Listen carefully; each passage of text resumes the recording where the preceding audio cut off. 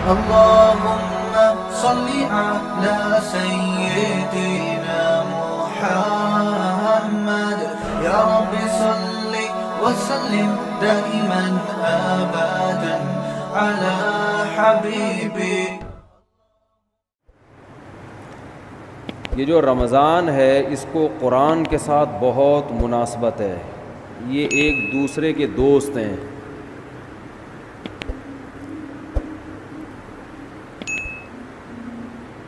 اسلام کے زندہ ہونے کی، اسلام کے برحق ہونے کی علامتوں میں سے ایک بہت بڑی علامت رمضان کا مہینہ ہے.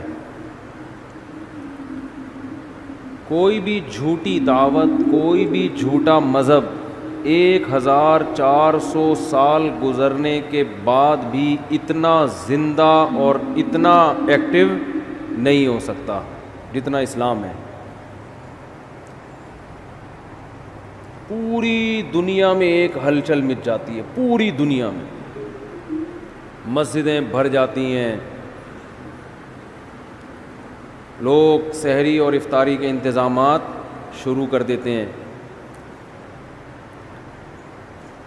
اور اللہ نے جو کتاب اپنے حبیب صلی اللہ علیہ وسلم پر نازل فرمائی اور یہ بتایا کہ یہ آخری کتاب ہے اور اس کی حفاظت میں خود کروں گا، تو اس کی حفاظت کرنے کے جو اللہ نے انتظامات کیے، ان انتظامات میں سے ایک انتظام تراویح کی نماز تھی. یہ وہ نماز ہے جو دوسرے مذاہب میں، آسمانی مذہبوں میں ہمیں نہیں ملتی. یہ وہ نماز ہے. اگر یہ تراویح کی نماز یہودیوں کے پاس ہوتی تو ان سے تورات ضائع بولیں نہ ہوتی، تورات ضائع نہ ہوتی. جب موسیٰ علیہ السلام پہ تورات نازل ہوئی تھی اسی وقت لوگ نماز میں اس کی تلاوت شروع کر دیتے اور پوری کتاب ختم کرتے جیسے ہم کرتے ہیں. تو اتنے لاکھوں اس کے حافظ پیدا ہو جاتے اور پڑھتے پڑھتے پڑھتے پڑھتے وہ آج اسی طرح ہوتی جیسے حضرت موسیٰ پر نازل ہوئی تھی. یار بھائی اس کو دن میں سیٹ کیا کرو بیٹھ کے، اس وقت نہ تجربے کیا کرو. جو بھی لایا ہے نا یہ آپ کی ذمہ داری ہے، یہ ان کی نہیں ہے. وہ ان کو لانے کیوں دیا آپ نے؟ یہ تو آپ زیادہ سمجھتے ہیں نا مائک کیسا ہونا چاہیے. اب یہ آدھا یہاں تک آ رہا ہے، تراویح میں بھی ٹینشن. وہ بیٹھے گا ہی نہیں، وہ کیسے بیٹھے گا؟ یہ تو آپ کل صدر جائیں صبح اور لے کر آئیں، ٹھیک ہے نا. پورا رمضان ابھی یہی ٹینشن. وہ نہیں، وہ پھر مجھے وہ یاد آتے ہیں جو محرم میں لال کپڑا لگا دیا تھا نا، تو اس پر غصہ ہو رہے تھے، پھر مائک اٹھا کے پھینکا تھا انہوں نے. تو ایسا نہ ہو مجھے بھی ایسے ہی کوئی ٹینشن ہو جائے رمضان کے شروع میں ہی. تو اگر موسیٰ علیہ الصلاۃ والسلام کو تراویح ملتی رمضان کی تو آج تورات ہمارے پاس اصل شکل میں موجود ہوتی. اگر عیسیٰ علیہ السلام کو یہ تراویح کی نماز ملتی تو آج انجیل اصل شکل میں موجود ہوتی. انجیل کے اتنے حافظ، موٹیویشن ملتی ہے نا. والدین جب اپنے بچوں کو دیکھتے ہیں کہ ہمارا بچہ نماز میں امامت کر رہا ہے اور الحمد سے لے کے والناس تک پورا قرآن سناتا ہے تو ان کا ظرف بڑا ہو جاتا ہے، دل بڑا ہو جاتا ہے. دوسرے والدین بھی سوچتے ہیں کہ ہم نے بھی اپنے بچوں کو حفظ کرانا. اس سے موٹیویشن ملتی ہے. اتنی موٹیویشن ملی کہ لاکھوں کروڑوں حافظ پیدا ہو گئے. ورنہ لوگ سب اپنے طور پہ قرآن پڑھتے، بہت ہی نیک لوگ حفظ کر لیتے، باقی لوگ کیوں حفظ کرتے بھائی؟ وہ کہتے کیا ضرورت ہے. مجھے اپنا بچپن یاد ہے، میں جب حافظوں کو تراویح میں پورا قرآن پڑھتے ہوئے دیکھتا تھا نماز میں، میرا بہت دل چاہتا تھا کہ کاش اللہ مجھے بھی یہ صلاحیت دے کہ میں بھی الحمد سے لے کے والناس تک مصلی پہ کھڑا ہو کر پورا قرآن پڑھوں. ایک دل میں جذبہ ہر سال جذبہ پیدا ہوتا تھا. اب بچپن میں تو ہم اسکول کالج میں پڑھے، ہمیں کہاں ٹائم ہی نہیں ملا. لیکن جب ادھر کو آئے نا تو پھر بڑی عمر میں میں نے حفظ کیا, اور بڑی تمنا تھی پڑھائی کے دوران حفظ کرتے کرتے بالآخر جب پہلی مرتبہ میں نے قرآن سنایا ہے تو پوری رات بیٹھ کے میں یاد کرتا تھا, پوری رات.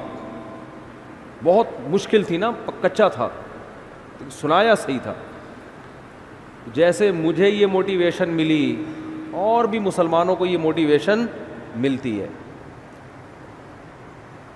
تو پچھلی کتابیں جو تھیں چونکہ ان شریعتوں کو اللہ نے ختم کرنا تھا, اللہ کو پتہ تھا کہ یہ ایک خاص وقت کے لوگوں کے لیے, زمانہ چینج ہوگا تو اس حساب سے اللہ کا جو آسمانی مذہب ہے اس کے احکام بھی آہستہ آہستہ چینج ہوں گے زمانے کے لحاظ سے.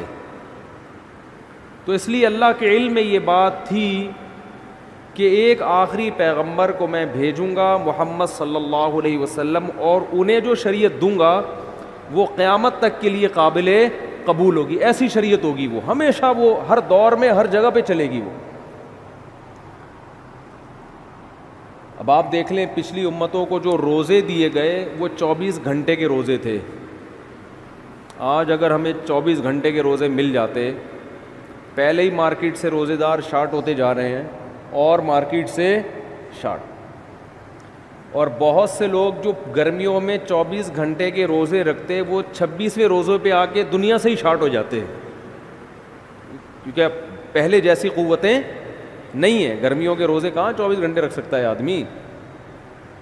تو روزے میں اعتدال پیدا کر دی اللہ نے.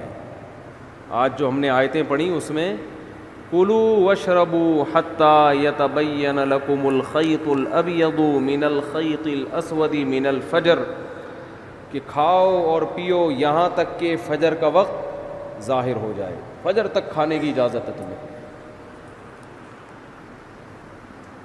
تو یہ جو تراویح میں ہم قرآن پڑھتے ہیں نا, یہ رسول اللہ صلی اللہ علیہ وسلم نے شروع کیا.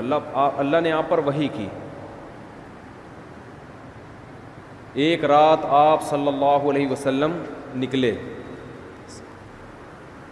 گھر سے.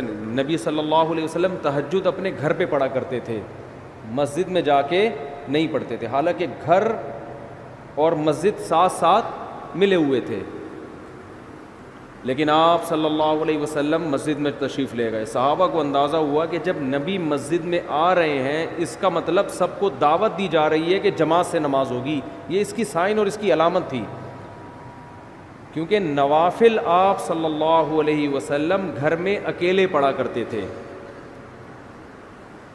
اور تہجد میں کبھی کبھار 2-4 صحابہ ساتھ ہو گئے, زیادہ تعداد آپ کے ساتھ تہجد میں شریک نہیں ہوتی. اسی وجہ سے فقہاء نے لکھا ہے کہ نفل نمازوں میں 3-4 سے زیادہ افراد کی جماعت یہ شریعت میں پسندیدہ نہیں ہے. یہ اپنی طرف سے آپ نفل کی جماعتیں نہیں کر سکتے بڑی بڑی, کیونکہ نبی نے نہیں کی ہیں. اشراق کی نماز اکیلے پڑھی, اوابین اکیلے پڑھی ہے. لیکن رمضان میں آپ مسجد میں جب تشریف لائے تو صحابہ سمجھ گئے کہ یہ اپنی نماز نہیں ہوگی بلکہ اس میں ترغیب دی جا رہی ہے کہ جماعت ہوگی.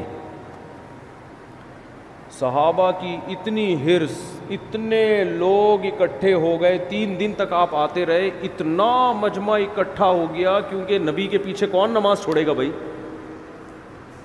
کہ آپ صلی اللہ علیہ وسلم نے فرمایا مجھے خطرہ ہوا کہ یہ نماز تم پہ فرض نہ ہو جائے, تمہارے شوق کو دیکھتے ہوئے. فرض ہو جائے گی تو مشکلات پیدا ہو جائیں گی, لہذا آپ نے ختم کر دی وہ.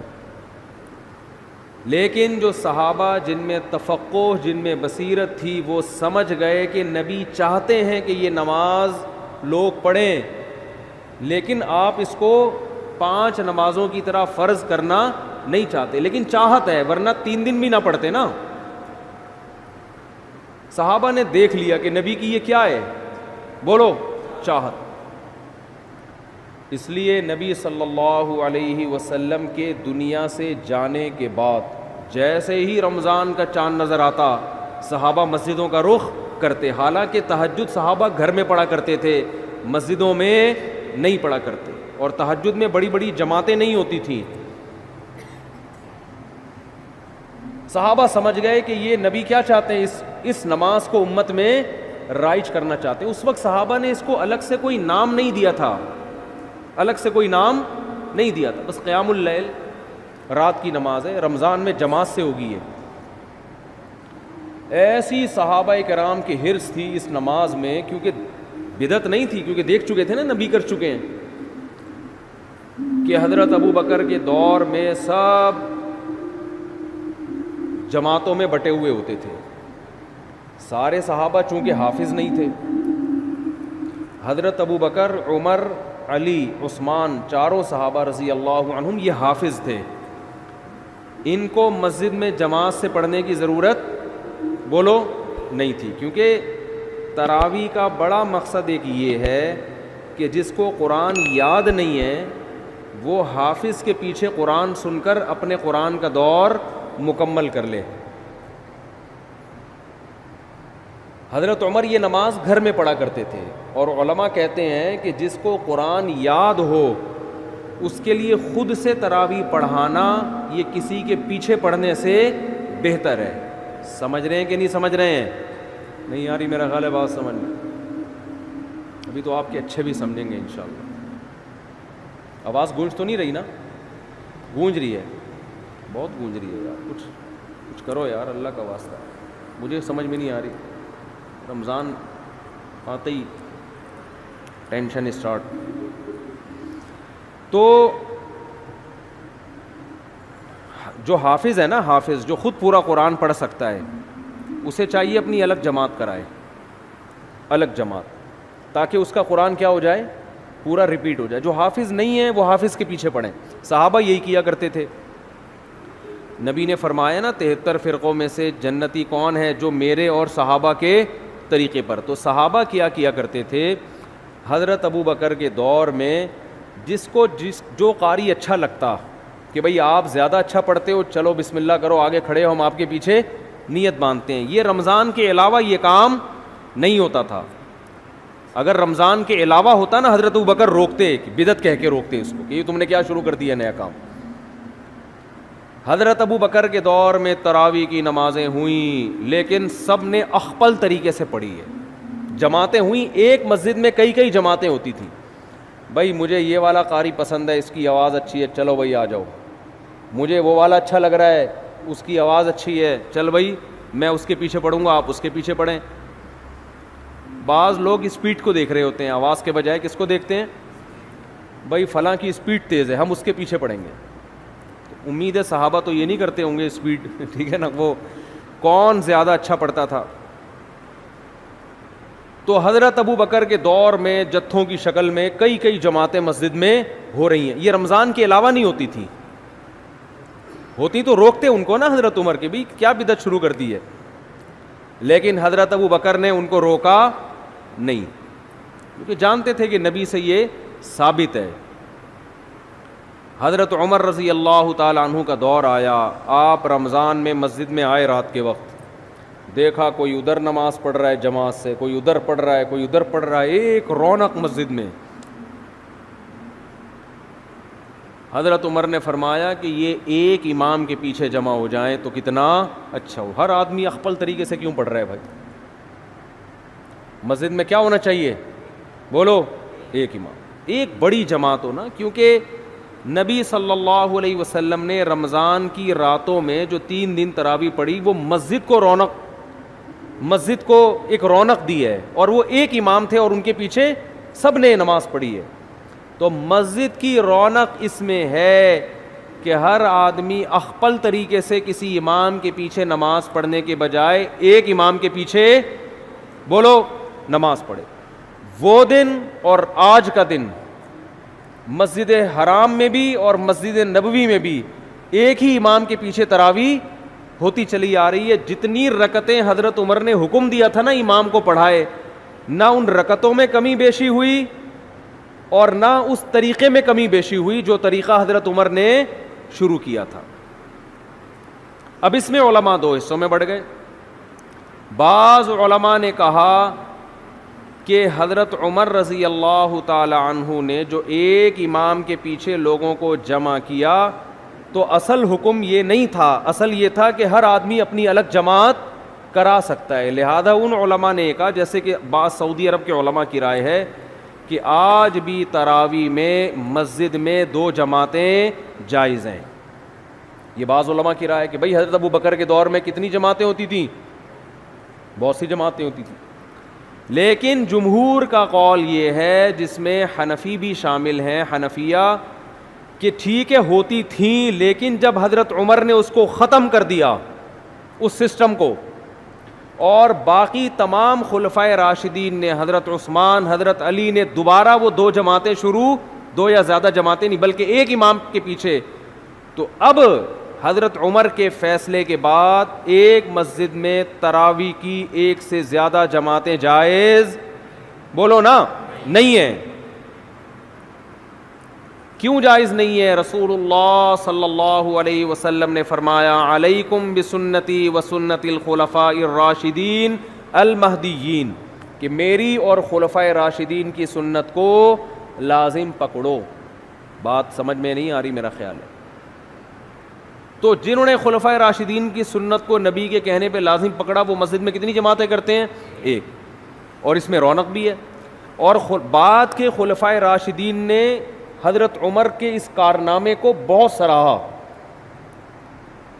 حضرت علی رضی اللہ تعالی عنہ ایک دفعہ مسجد نبوی میں نکلے رمضان میں, دیکھا ایک امام کے پیچھے لوگ تراویح پڑھ رہے ہیں.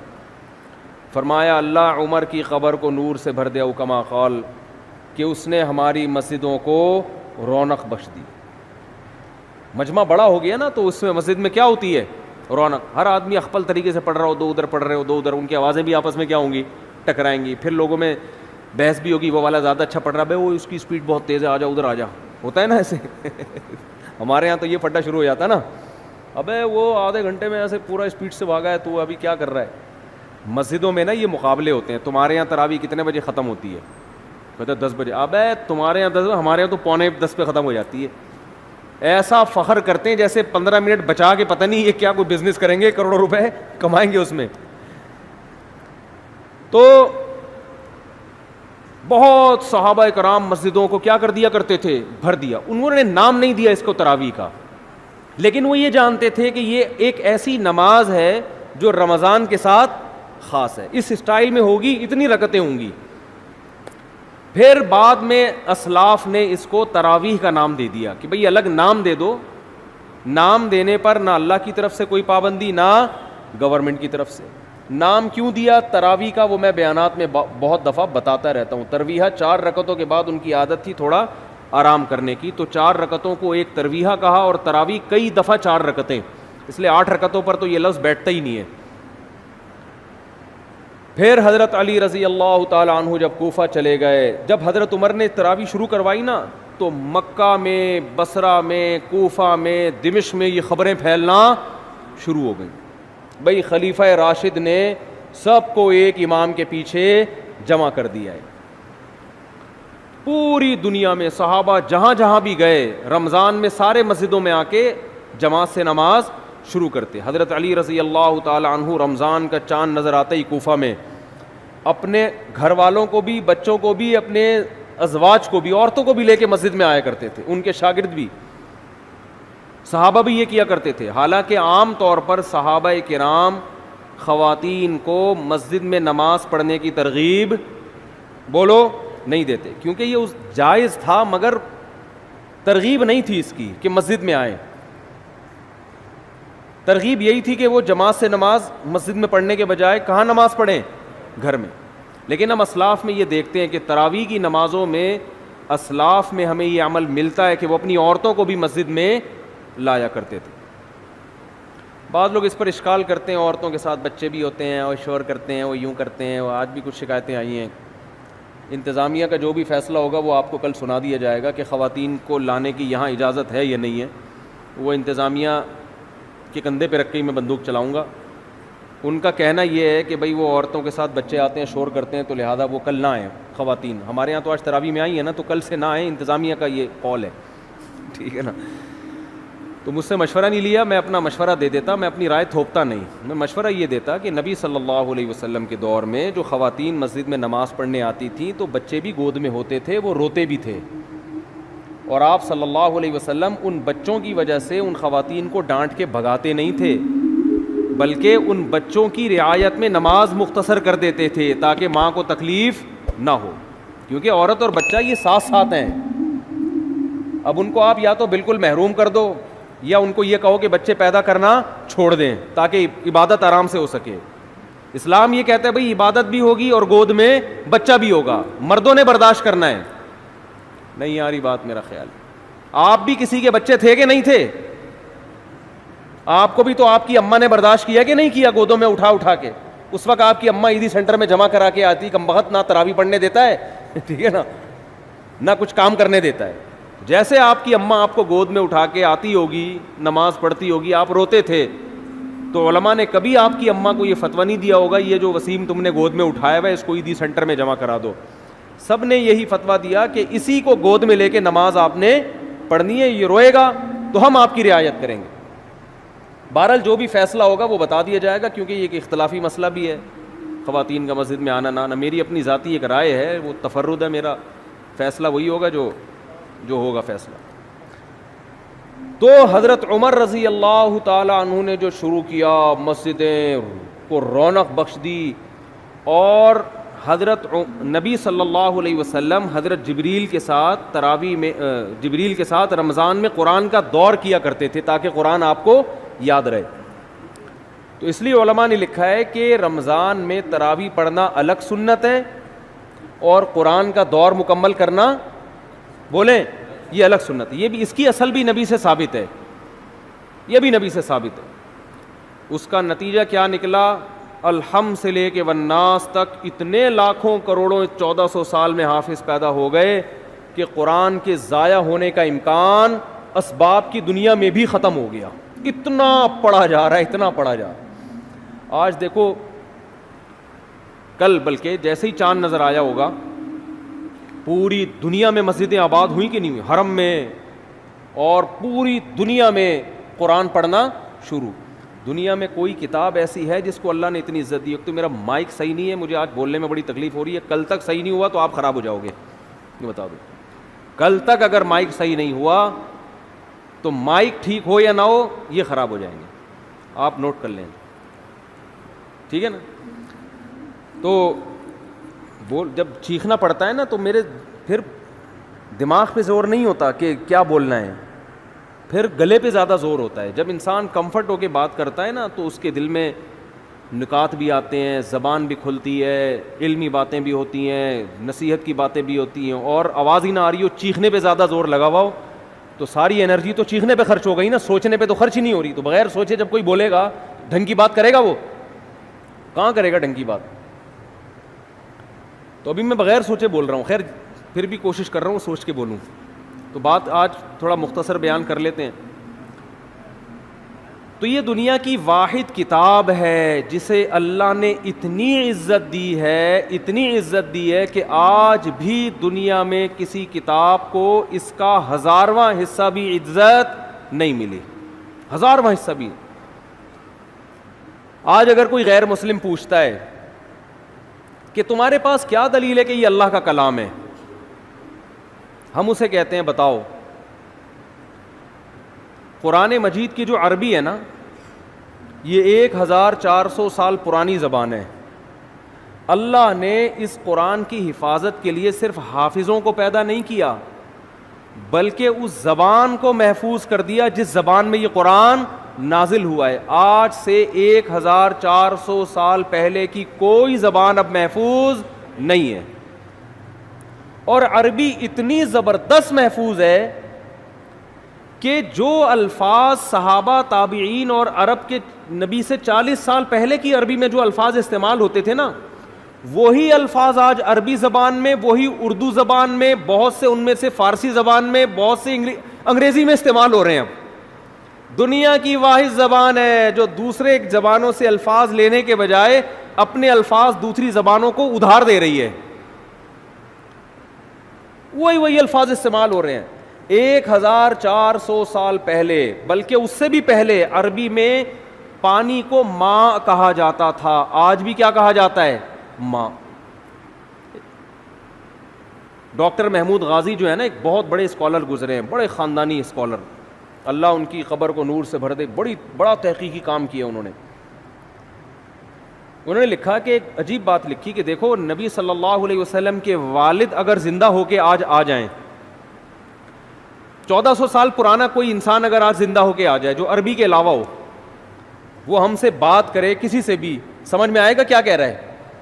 بڑے بڑے مورخین بیٹھ جائیں گے، عجائب گھر سے لوگوں کو نکلوانا پڑے گا زندہ کر کے نا، کہ یار اس کو سمجھو بول کیا رہا ہے.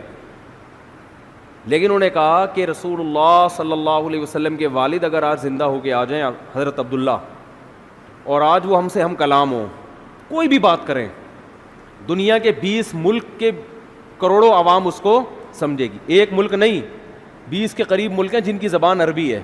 وہ 20 ملک کے لوگ ان کی زبان سمجھیں گے، پورا ایک ایک لفظ سمجھیں گے یہ کیا کہہ رہے ہیں، ایک ایک لفظ سمجھیں گے. ایسا اللہ نے عربی زبان کو محفوظ کیا تاکہ یہ قرآن جب لوگوں کے سامنے پڑھا جائے تو لوگ یہ نہ سمجھیں یہ ہماری عقل میں نہیں آ رہا، ہم اس کو سیکھ ہی نہیں سکتے، ہم اس کو سمجھ ہی نہیں سکتے. اور دوسری بات کہ عربی زبان میں بھی مشکل زبان بھی ہے، آسان زبان بھی ہے، لیکن قرآن کی زبان اللہ نے بے انتہا آسان بنائی ہے. میں عجیب بات آپ کو بتاؤں، ہم جب مدرسوں میں عربی گرامر سیکھتے ہیں نا، عربی زبان سیکھتے ہیں، بس آگے عربی میں ہوتا ہے، تو عربی زبان سیکھنے کے بعد سب سے پہلے جو کتاب ہمیں سمجھ میں آتی ہے وہ قرآن. حدیث تھوڑی اور مشکل، اور فقہ کی کتابیں اور مشکل، عربی ادب اور مشکل. یعنی آپ اگر کوئی زبان سیکھیں نا تو بہت آسان کتابیں آپ کی سمجھ میں سب سے پہلے آئیں گی نا. ارے آپ نے انگلش سیکھی، ابھی تازہ سیکھی ہے، تو انگلش کی جو پہلی کتاب ہے وہ تو سمجھ میں آئے گی، دوسری جماعت کی کتاب آسانی سے سمجھ میں نہیں آئے گی، کیونکہ آپ نے جمعہ 8 دن تو ابھی انگلش سیکھی ہے آپ نے.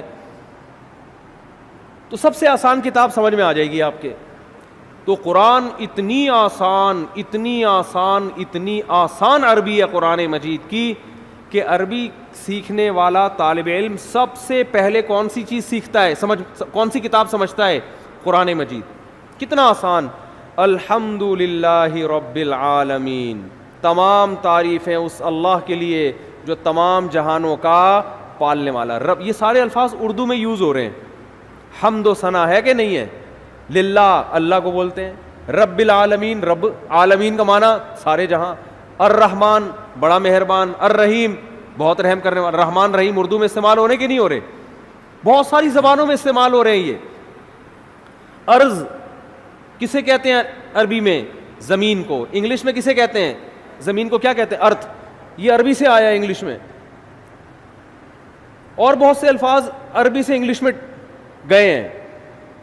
ایسی زبان کہ وہ تو محفوظ ہے ہی، اس نے دوسری زبانوں پہ اپنا اثر ڈال دیا، دوسری زبانوں کا اثر قبول نہیں کیا اس. ورنہ زبان دوسری زبان کا اثر قبول کر کے تبدیل ہو جاتی ہے. ایسی خاندانی زبان اللہ نے بنایا عربی کو، قرآن کی وجہ سے محفوظ کیا. الرحمن الرحیم، مالکی، مالک کا لفظ اردو میں استعمال ہوتا ہے، مالک کا معنی مالک. یوم الدین، یوم کسے کہتے ہیں؟ دن کو کہتے ہیں نا، یوم سیاہ. الدین، روز جزا. ایاک نعبد، نعبد عبادت سے نکلا ہے، عبادت کا لفظ اردو میں نعبدو بنا دیا نا اس کو، عبادت کا لفظ استعمال ہوتا ہے. تو ایسی زبان کہ اتنی صاف ستھری، اور ایسی. ایک انگریز نے یہ بات لکھی ہے، بڑی خاندانی بات، اس کو نوٹ کر لیں. اس نے یہ کہا ہے، گورے کی بات ہے، مجھے موقع ملا میں اس کا حوالہ پیش کروں گا، کہ اگر کوئی شخص یہ چاہتا ہے کہ لوگ اس کی تحقیق سے 1000 سال بعد بھی اس طرح فائدہ اٹھائیں جیسے آج اٹھا رہے ہیں، تو وہ کتاب اگر لکھنا چاہتا ہے تو ایسی کتاب میں اس کے لیے عربی کے علاوہ اس کے پاس کوئی آپشن نہیں ہے. نہیں آ رہی بات؟ یعنی آپ یہ چاہتے ہیں نا کہ آپ کی کتاب 1000 سال بعد بھی لوگ سمجھیں، تو عربی زبان کے علاوہ کسی اور کتاب میں آپ کسی اور زبان میں آپ ایسی کتاب نہیں لکھ سکتے. اور یہ بالکل صحیح کہا انگریز نے. اس نے یہ بات کی ہے کہ عربی میں 1000 سال پہلے کی جو کتابیں ہیں نا، جو لکھی گئی ہیں، 1200 سال پہلے جو کتابیں لکھی گئی ہیں، چاہے وہ سائنس کے موضوع پر ہوں، چاہے وہ دین کے موضوع پر ہوں، چاہے وہ فزکس کے موضوع پر ہو، جو مسلمان سائنسدان ہیں، البیرونی نہیں تھا فلکیات، ماہر فلکیات تھا 800 سال پہلے البیرونی، اس نے کرو ٹریگنومیٹری کی بنیاد رکھی ہے. جتنی کرو ٹریگنومیٹری ہے نا آج گورے جو استعمال کرتے ہیں، یہ ساری البیرونی سائنسدان کی ایکویشنز ہیں. تو ہمارے شیخ حضرت مفتی رشید احمد صاحب نے البیرونی کی کتابیں پڑھ کے کرو ٹریگنومیٹری سیکھی ہے، اور پوری کیلکولیشن کرنا یہاں بیٹھے بیٹھے قبلہ کہاں ہے، اور جو کرو ٹریگنومیٹری بہت مشکل ہوتی ہے اس کی ایکویشنز. تو وہ 700 سال پہلے کے سائنسدان کی کتاب پڑھ کے انہوں نے عربی وہ ٹریگنومیٹری سیکھی ہے. لیکن 700 سال پہلے انگلش میں لکھی ہوئی کوئی کتاب آج سمجھ میں آ سکتی ہے کیا؟ پتہ نہیں اس وقت انگلش تھی بھی کہ نہیں تھی، کوئی اور زبان ہوگی جو بعد میں جا کے انگلش میں کنورٹ ہوئی ہے. حتیٰ کہ گوروں نے جو 150-200 سال پہلے انگلش میں کتابیں لکھی ہیں، آج انگلش سیکھنے والے جو انگلش جاننے والے لوگ ہیں ان کو 150-200 سال پرانی انگلش سمجھنے میں اچھی خاصی مشکل ہوتی ہے، اور 100 سال کے بعد وہ ان کی عقل سے بالکل اوپر کی چیزیں ہو جائیں گی. کیا خاندانی زبان ہے یار. اس نے کہا کہ بھائی آپ نے عربی میں جو 1000 سال پہلے کی کتابیں، ہم قدوری جو پڑھتے ہیں نا فقہ کی کتاب، وہ تقریباً 1100 سال پرانی کتاب ہے، لیکن طالب علم بڑے آرام سے پڑھتا ہے. وہ تاریخ کی جو کتابیں عربی میں لکھی گئی ہیں 1300 سال پہلے کی کتابیں ہیں. 1300 سال پہلے بھی جو ہے نا جو ہسٹری لکھی گئی ہے جو 100 سال کے کام ہوئے تھے. محمد ابن اسحاق مشہور مورخ ہے، وہ تقریباً 1300 سال پہلے کتابیں لکھ کر گیا تاریخ کی. غزوہ بدر، غزوہ احد، یہ ہوا، پھر وہ تو بہت قریبی زمانہ تھا نا نبی کے دور کا. وہ کتابیں آج ایسے سمجھ میں آتی ہے 2 اور 2 4 کی طرح. تو بتاؤ 1300 سال پرانی کوئی زبان ہے جو آج سمجھ میں آئے؟ تو اس انگریز نے لکھا کہ عربی وہ واحد زبان ہے کہ آپ اگر اپنی سائنسی تحقیقات عربی میں لکھیں گے تو آپ کی ان تحقیقات سے 1000 سال بعد بھی فائدہ اٹھایا جا سکے گا. اور اس نے یہ اعتراف کیا ہے کہ انگلش میں اگر آپ وہ کتابیں لکھیں گے تو 200, 250, 300, 400, 500 سال کے بعد کوئی ضمانت نہیں ہے کہ لوگ وہ کتاب سمجھ سکیں. ہو سکتا ہے دنیا میں 2-4 اس کے ماہرین ہوں، باقی کوئی نہیں سمجھے گا، کیونکہ انگلش بھی بہت تیزی کے ساتھ بولو چینج ہو رہی، بہت تیزی سے چینج ہو رہی ہے. ہم دیکھتے ہیں 15-20 سال پہلے کی انگلش کے کچھ الفاظ چینج ہو چکے ہیں، اب کچھ اور بن چکے ہیں وہ. اور وہ یہ تو نیچرل ہے نا. اردو کتنی چینج ہو چکی ہے. آپ مرزا غالب کو لے کر آئیں، سمجھ میں آئیں گے کیا بول رہے ہو بھائی؟ پہلے اس نے مس کہا، پھر تک کہا، پھر بل کہا، اس طرح ظالم نے مستقبل کے ٹکڑے کر دیے. یہ تو چلو سمجھ میں آ رہا ہے. انگشت بدنداں رہ گیا میں. مرزا غالب تو اس طرح کی باتیں کیا کرتے تھے نا، نہیں سمجھ میں. اور 100 سال کے بعد یہ ہمارے جتنے یوٹیوب پہ بیان چل رہے ہیں نا کسی کی کھوپڑی میں، لوگ بولیں گے 100 سال پہلے مفتی طارق مسعود گزرے تھے، کیا کہہ رہے ہیں؟ لوگ کہیں گے یار اتنی گاڑی اردو، استغفر اللہ. اس وقت اردو آدھی اردو ہوگی، آدھی انگلش ہوگی، آدھی کچھ اور مل کے پتہ نہیں یہ باقی رہ گیا یا کوئی نئی زبان بن چکی ہو. تو یہ معجزہ ہے قرآن کا کہ اللہ نے اپنے کلام کو محفوظ کرنے کے لیے ایک قوم کے کلام کو محفوظ کر دیا. اللہ نے کہا تم وہ خوش قسمت ہو کہ تمہاری زبان میں قرآن نازل کر رہا ہوں، تمہارے اندر صلاحیت ہو یا نہ ہو، لیکن تمہاری زبان کو میں کیا کر دوں گا؟ ہمیشہ کے لیے محفوظ. آج وہی قرآن الحمد سے لے کے شروع کیا جاتا ہے اور والناس پہ ختم. اور عزت کتنی دی اللہ نے اس کتاب کو. چند باتیں کر کے بس بیان ختم کرتا ہوں. آج مائک ٹھیک نہیں ہے، چیخنا بہت پڑ رہا ہے، کھوپڑی گھومتی ہے پھر اس سے نا.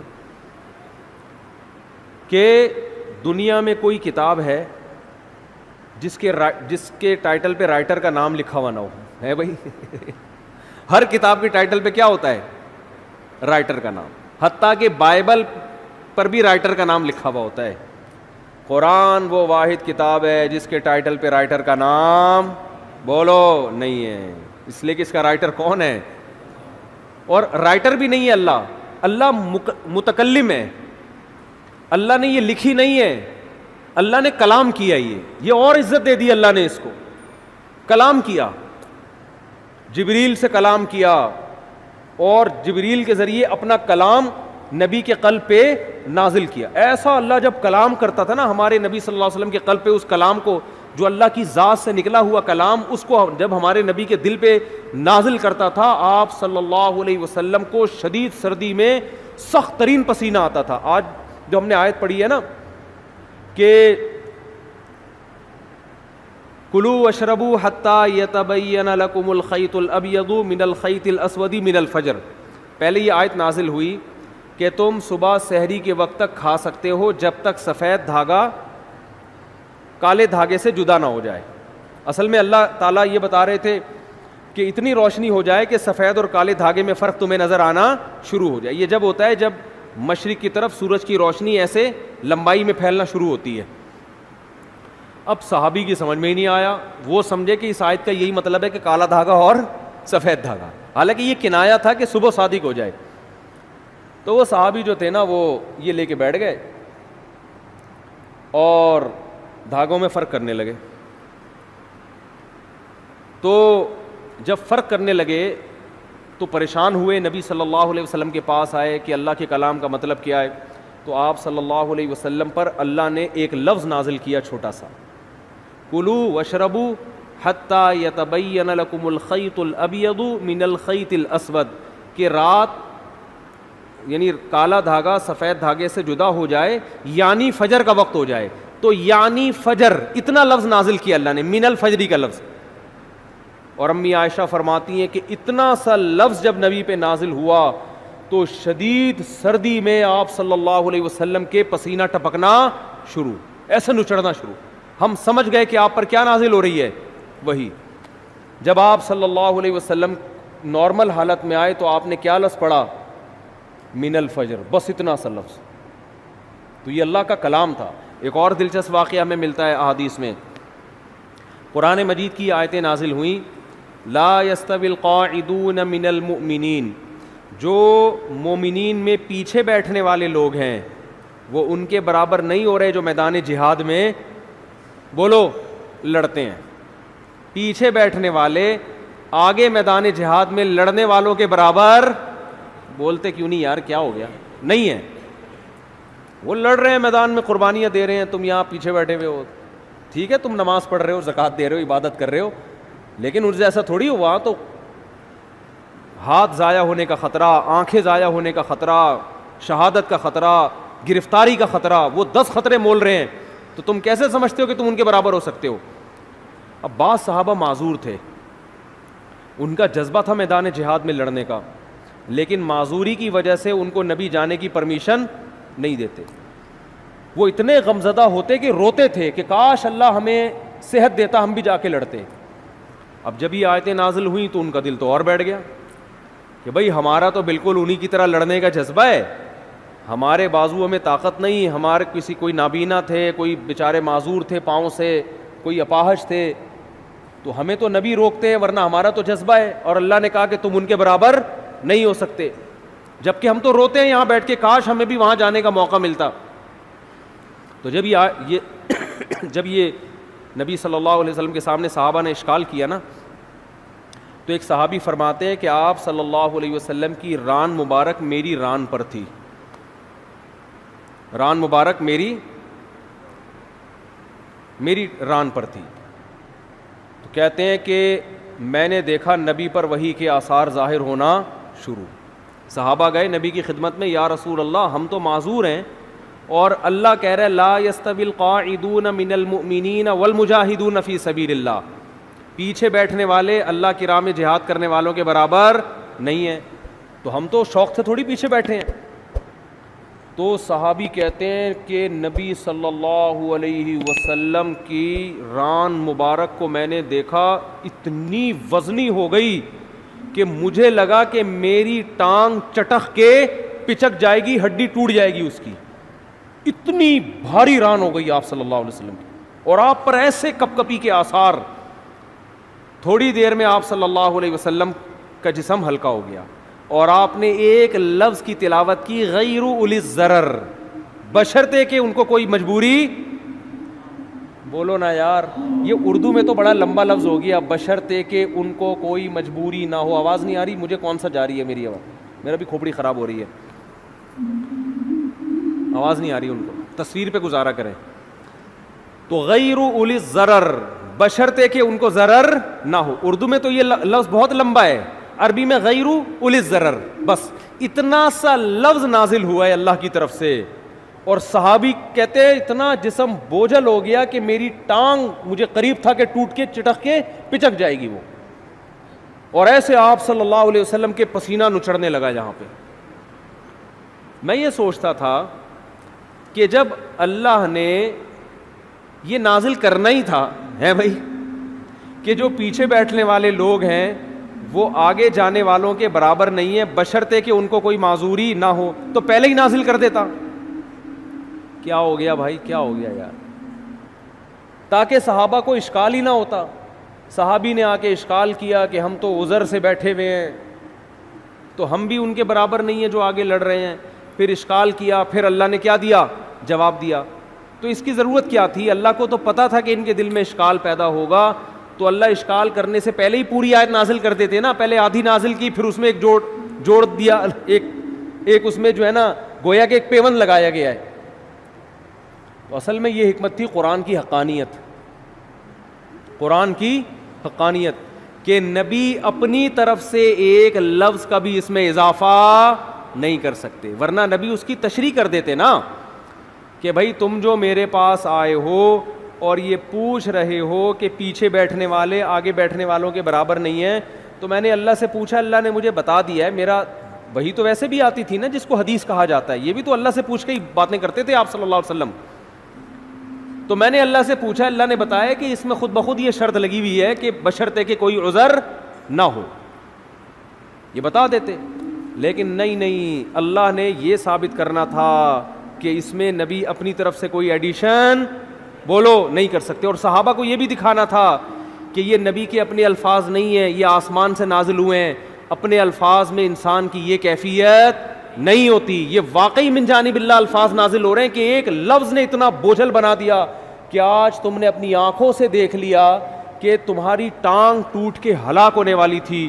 اس کا مطلب یہ ایک لفظ کا بوجھ ہے جو اللہ کی ذات سے نکلا اور پیغمبر کے قلب پہ نازل ہوا، تاکہ صحابہ کو اور اطمینان ہو جائے کہ یہ ان کا کلام نہیں ہے. اپنے کلام کے وقت یہ کیفیت تھوڑی ہوتی ہے انسان کی. تو ایسا اللہ نے حفاظت کا وعدہ کیا. اور کیسی عزت دی اللہ نے، کتاب پہ ٹائٹل پہ مؤلف کا نام بولو نہیں. تعارف کیا ہو رہا ہے؟ کتاب میں انٹروڈکشن ہوتا ہے نا شروع میں، یہ کتاب فلاں سن میں لکھی گئی ہے، ایک حادثہ ہوا تھا، اس کے نتیجے میں ہم نے یہ لکھی. قرآن اپنے آپ کو انٹروڈیوس کیا کرواتا ہے؟ ذالک الکتاب، اے لوگو یہ کتاب ہے. کیا انداز ہے نا کتاب شروع ہونے کا، اے لوگو یہ کتاب لا ریب فیہ، اس میں کوئی شک نہیں ہے کہ یہ کس کی طرف سے ہے؟ اللہ کی طرف سے. اے اللہ یہ لکھی کیوں گئی ہے، یہ نازل کیوں کی گئی ہے؟ ہدن، یہ تمہیں گائیڈ کرے گی صحیح کیا ہے اور بولو غلط کیا. یعنی پہلے جملے میں ہی بتا دیا کہ اس جیسی دنیا میں کوئی کتاب ہے نہیں، کیونکہ گائیڈنس قرآن کے علاوہ کوئی کتاب کرتی نہیں ہے. آپ کہو یار بہت ساری کتابیں گائیڈ کرتی ہیں، فزکس کی کتابیں ہمیں بتاتی ہیں کہ کتنے کلومیٹر فی گھنٹہ کی رفتار سے اگر کتا آپ کے پیچھے دوڑے گا تو کتنی دیر میں آپ کو پکڑ لے گا. یہی ہوتا ہے نا، اتنی کلومیٹر سے آپ دوڑو گے تو اتنی دور میں وہاں پہنچ جاؤ گے، یہ ہو جائے گا وغیرہ وغیرہ. تو وہ تو بہت زبردست گائیڈ کرتی ہیں.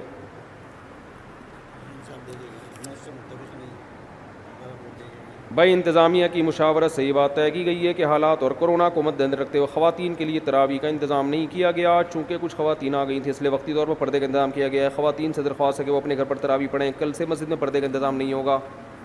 چلو ٹھیک ہے، سنا دی ہم نے بھائی اعلان. تو کیا کہہ رہا تھا میں؟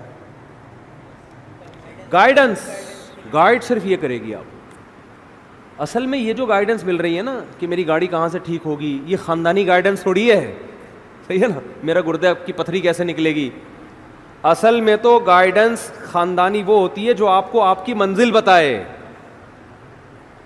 دیکھو آپ سفر میں راستہ بھول گئے کہ جانا کہاں ہے، تو بہت سے لوگ آپ کو گائیڈ کرتے ہیں. کچھ آپ کو بتاتے ہیں واش روم کہاں ملے گا آپ کو، تاکہ آپ کا پیٹ کیا ہو جائے، تھوڑا ہلکا ہو جائے. گائیڈ تو وہ بھی کر رہا ہے، اس کو آپ اتنی ویلیو نہیں دیں گے. ایک یہ بھی گائیڈ کرے گا یار ادھر ہوٹل ہے وہاں کھانا کھا لینا. لیکن آپ کو جو اصل گائیڈنس چاہیے وہ کیا, کہ میری منزل کہاں ہے, مجھے جانا کہاں ہے. ان چیزوں میں آپ دوسرے درجے میں دلچسپی لوگے. پہلے آپ اس فکر میں لگے رہو گے کہ مجھے منزل کا پتہ چل جائے, میں نے جانا کہاں ہے. مثال کے طور پر آپ جا رہے ہو پشاور کی طرف, راستہ بھول گئے. اب آپ سب سے زیادہ فکر اس کی نہیں کرو گے کہ واش روم کہاں ہے, ہوٹل کہاں ہے, پانی کہاں سے ملے گا, چائے کا گٹکا کہاں سے ملے گا, نسوار کی دکانیں کہاں آئیں گی, گٹکے کی کہاں آئیں گی. سب سے پہلے کھوپڑی میں مسلط ہوگا آپ کے بھائی جان پشاور کا راستہ یہ ہے بھی کہ نہیں ہے. ایسا نہ ہو میں الٹا جا رہا ہوں اور پشاور کے بجائے اور دور ہوتا چلا جاؤں, میرا سفر کیا ہو جائے گا, ڈبل ہو جائے گا. سب سے پہلے انسان کو یہ فکر ہوتی ہے کہ میری منزل کہاں ہے, مجھے جانا کہاں ہے. تو قرآن کہتا ہے تمہیں قرآن یہ گائیڈ کرے گا کہ تم پیدا کیوں ہوئے, تم نے جانا کہاں ہے, تمہاری پیدائش کا مقصد کہاں ہے, الٹیمیٹ ویژن کیا ہے تمہارا. اس ویژن کو سامنے رکھ کر چھوٹے موٹے ویژن آتے رہیں گے دائیں بائیں, وہ تو ٹھیک ہے, واش روم بھی جانا ہے, شادی بھی کرنی ہے, بچے بھی پیدا کرنے ہیں, اور ہسپتال بھی بنانے, اور ڈاکٹر بھی پیدا ہوں گے, اور انجینئر بھی پیدا ہوں گے. یہ تو سارے سفر کے راستے کے لوازمات ہیں. جیسے موٹر وے پہ قیام و طعام کا انتظام بھی ہوتا ہے, لیکن موٹر وے قیام و طعام کے لیے نہیں بنی ہے, آپ کو کراچی سے پشاور پہنچانے کے لیے بنی ہے. بہت مشکل ہے بھائی بات سمجھانا. اصل مقصد موٹر وے کا کراچی سے آپ کو عزت کے ساتھ پشاور پہنچانا, لاہور پہنچانا, ملتان پہنچانا ہے. درمیان میں قیام و طعام اور واش روم اور مسجدیں, یہ موٹر وے کا اصل مقصد نہیں ہے. یہ تو مسافر کو منزل تک پہنچنے والے کو درمیان میں لوازمات چاہیے ہوتی ہے. تو قرآن کے علاوہ جتنی کتابیں ہیں وہ آپ کو آپ کی ضرورت کے معاملے میں گائیڈ کرتی ہیں کہ گاڑی پنچر ہو جائے تو وہاں سے جڑوان, لوگ آپ کو گائیڈ کر رہے ہوتے ہیں. میکینک اس کے وہاں سے ملیں گے, انجن آئل کتنے دن میں تبدیل ہوگا, آپ کا اپنے پھیپھڑے کب خراب ہوں گے, کورونا سے کیسے بچنا ہے, ویکسین آ گئی ہے کہ نہیں آ گئی ہے. یہ قیام و طعام ہے درمیان میں, ٹھیک ہے نا. قرآن آپ کو بتائے گا کہ جس زندگی کی موٹر وے پہ تم چل رہے ہو تو اس موٹر وے میں تمہارا اصل ہدف کہاں ہے, اور کتنے کلومیٹر کے بعد تم نے دائیں مڑنا ہے, اور کتنے کلومیٹر کے بعد تم نے بائیں مڑنا ہے. بہت مشکل ہے ماموں بات سمجھانا. آج کل ہم جب چھوٹے بچے تھے نا تو جب بات سمجھ میں آئی تھی اس کو ماموں کہتے تھے. ہم کیا کہتے تھے اس کو, ماموں. ماموں بات سمجھ لیا, سمجھا. ماموں اس لیے کہ پیار سے نا, کہ تجھے بڑا بھی بنا رہا ہوں میں.